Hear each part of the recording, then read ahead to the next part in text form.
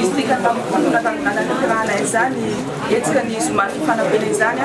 ary ny androany indray dia eto amin'ny tany voalohany no nanatanterahana ny zoma etsika ny fifanampiana ka zoky olona sy olona manana fahasembanana koanjary isa no misitaka an'izany fifanampiana izany araka ny tenin'Andriamantoa moa dia tsy tokony isy malagasy ho adino satria iray ihany isika malagasy. Eto dia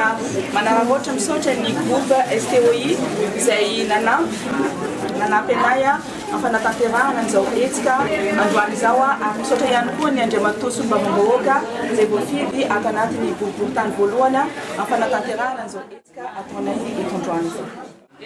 Anisany anatin'ny politika panjakana mihitsy ny zomany fifanampiana ary ho atao manerana ny Madagasikara izao etsika izao mba hanaporofona fa tsisy malagasy ho adino fa iray isika malagasy. Jerena manokana ny sosialim-bahoaka indrindra ny amin'ny taona 2024 misy mihitsy ny vola natokana ho an'izay sosialy ara ekonomika eto amin'ny firenena dia anatin'ny fanampiny ao amin'ny zomany fifanampiana.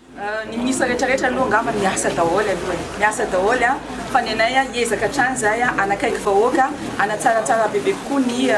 fanakaikaizana an'izay vahoaka izay sy ny vidinana ifotony araka ny programme anasany Andriamantoa filoha. Ho an'ny vahoakana izao ka dia makasitaka indrindra tompoko sitaka style tokoa zao ka dia zay no teny hoentiko misaotra ho an'ny vahoaka